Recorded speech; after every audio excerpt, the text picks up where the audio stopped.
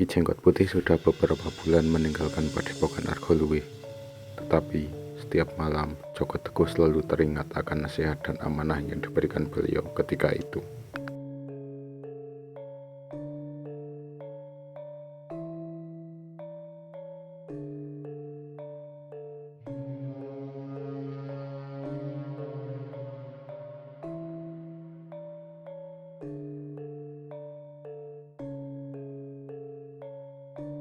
Saat malam menjelang, ketika suasana semakin sunyi, apa yang diamanahkan oleh Ki Jenggot Putih atau Kiai Kasan Besari begitu terngiang di telinga. Joko Teguh, engkau akan mempunyai tugas berat. Walaupun tugasmu bukan perkara ringan, namun ini adalah tugas mulia. Tugas ini yaitu hendaklah engkau ikut campur dalam syiar Islam di tanah Jawa. Tetapi sebelum engkau memulainya, hendaklah meminta restu Kanjeng Sunan Kalijogo terlebih dahulu. Perkataan Ki Kasan Besari itu setiap hari dirasakannya hingga meresap ke dalam jiwa. Joko Teguh jadi merasa bimbang, apalagi saat ini istrinya sedang mengandung dan kandungannya baru berumur sekitar 4 bulan. Jika ia menuruti perintah guru, haruslah berpisah dengan istri tercinta yang sedang mengandung. Padahal mereka sedang bahagianya bisa melihat tumbuh kembang anak dalam kandungan dan penantian lahirnya sang anak. Sedangkan jika hanya di padepokan saja, ia harus melakukan apa?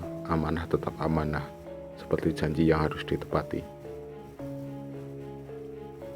Setelah ditimbang, dipikir masak-masak, akhirnya Joko Teguh memutuskan untuk menuruti perintah sang guru dengan sepenuh hati. Suatu hari, Joko Teguh menghadap ke mertuanya. Dengan unggah-ungguh, Joko Teguh menceritakan perihal apa yang dirasakannya, juga amanah yang diberikan oleh Kiai Kasan Besari. Mendengar apa yang disampaikan Joko Teguh secara seksama, Syekh Maulana Ghoribi tidak keberatan, bahkan membesarkan hati dan memberikan restu kepadanya. Begitu pula istrinya, Sri Lintang Kedaton. Meskipun berat rasanya hendak berpisah dengan sang suami, tetapi karena alasan kepergiannya untuk tujuan mulia, hendak syiar Islam di tanah Jawa, maka ia tetap merelakannya. Setelah bersiap dan berkemas secukupnya, Joko Teguh pamit kepada keluarga. Seperti apa sedihnya sang istri yang ditinggal Joko Teguh. Syekh Maulana Ghoribi tidak tega jika Joko Teguh sendirian, lalu memerintahkan 2 santrinya untuk mendampingi perjalanan Joko Teguh. Sekalian menjadi teman perjalanan agar Joko Teguh tidak kesepian. 2 santri tersebut yaitu Mbah Bio dan Mbah Gedruk.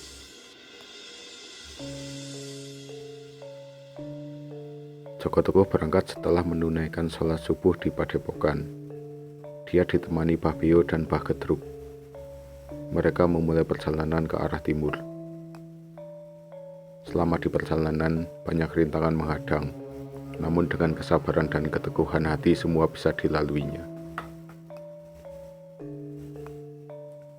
Setibanya di Bukit Selandakan, tak disangka-sangka mereka mendengar suara auman macan. Suaranya membuat ngeri siapapun yang mendengarnya. Joko Teguh dan kedua temannya gemetar. Dalam situasi panik, Joko Teguh perlahan duduk, mengatur nafas, lalu mengambil posisi semedi untuk menenangkan hati dan pikiran. Di dalam hati sambil memohon kepada Tuhan supaya mereka bertiga diberi keselamatan. Mbah Beo dan Mbah Gedruk menggigil ketakutan. Terlebih, Bukit Selandakan itu hawanya begitu dingin, sebab masih masuk dalam deretan lereng Gunung Sumbing. Tak lama setelah semedi, Joko Teguh menarik nafas dalam-dalam, lalu menghembuskannya perlahan, lalu berkata demikian. Kisanak, jika kau mau tega memangsa kami, sekarang juga kami pasrah, kami tidak akan melawan. Namun, jika kau hendak meminta bantuan, sekarang mengaumlah sebanyak 3 kali. Mereka bertiga kemudian diam sejenak mendengarkan suasana dengan seksama.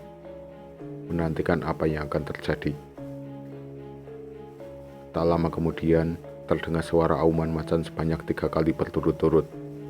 Dan dengan serta-merta di hadapan Joko Teguh terlihat sosok macan berwarna hitam, sedang terjepit batu besar, dan tubuhnya tertindih robohan kayu jalu. Entah bagaimana sebabnya macan kumbang tersebut bisa di dalam kondisi seperti itu. Melihat keadaan macan kumbang, nurani Joko Teguh terketuk. Segera saja ia mengeluarkan ilmu ajian pemberian Ki Jenggot Putih. Terkena ajian tadi, pohon yang semula tumbang tiba-tiba saja bisa berdiri dengan sendirinya, membuat macan tadi bisa terbebas. Setelah macan itu terbebas, lalu pelan-pelan bangkit dan berjalan mendekati Joko Teguh. Lalu seperti memberikan isyarat terima kasih kepada mereka bertiga. Mbah Beo dan Mbah Getruk seperti setengah mimpi melihat kejadian di luar nalar tadi. Untuk mengenang kejadian itu, Joko Teguh memberi nama daerah itu sebagai daerah Cepit, kelak menjadi Desa Cepit. Lantaran ada seekor macan kumbang yang terjepit batu di sana. Paginya, mereka bertiga meneruskan perjalanan menuruni bukit. Kali ini mereka berjalan ke arah utara. Sesampainya di daerah Balong, Joko Teguh melihat mata air yang begitu jernih di bawah pohon pakistaji. Mereka bertiga lalu mandi di sana, begitu segar airnya. Terlebih karena memang sudah beberapa hari mereka tidak mencium aroma air sama sekali. Di dekat situ ada sebuah batu besar di bawah kayu garu yang begitu rindang. Mereka bertiga beristirahat di sana sembari menunggu waktu duhur tiba. Hawa segar yang ada membuat Joko Teguh melamun terbawa suasana. Sedang enak-enaknya melamun, tiba-tiba saja ada orang berpakaian serba hitam, bahkan ikat kepalanya juga hitam, senada dengan pakaiannya, mendekati mereka bertiga. Tanpa dikomando, mereka bertiga lantas mengucapkan salam. Assalamualaikum. Waalaikumsalam, balas si jubah hitam tadi, lalu melanjutkan perkataan. Ger, sudah sembuh kan letihnya? Sekarang ayo sholat duhur sama-sama. Dasarnya memang waktu duhur sudah mulai memasuki. Setelah sholat, si jubah hitam bertanya pada Joko Teguh. Apa kamu sedang mencariku? Dengan gugup Joko Teguh mengangguk. Inggih. Jika begitu, ayo semua ikut aku. Mereka berempat lantas berjalan bersamaan dengan mengendarai kuda.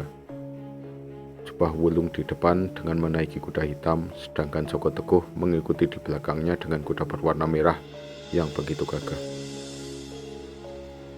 Joko Teguh tidak tahu hendak kemana si jubah hitam menuju. Tahu-tahu mereka sudah sampai di Padepokan Bagelen di Purworejo. Dan ternyata di sana sudah ada Wongso Menggolo dan Ki Ageng Geseng. Jubah hitam tadi sebenarnya adalah Kanjeng Sunan Kalijogo. Di Padepokan Bagelen, Joko Teguh diajak bermusyawarah dengan Wongso Menggolo dan Ki Ageng Geseng. Mereka berdiskusi tentang baiknya bagaimana syiar Islam di tanah Jawa ini. Sebenarnya pertemuan itu sudah dirancang oleh Sunan Kalijogo sebelumnya. Dalam musyawarah tersebut menghasilkan keputusan, yakni Wongso Menggolo jadi penyebar Islam di daerah Bagelen, Ki Ageng Geseng bersiar di Loano, kelak beliau bergelar Sunan Geseng. Sedangkan Joko Teguh bertugas di daerah Kedu, kelak disebut oleh masyarakat sebagai Ki Ageng Kedu atau Sunan Kedu atau Syekh Maulana Takwim. Setelah membagi tugas seperlunya, Sunan Kalijogo pun pamit lalu meneruskan perjalanannya.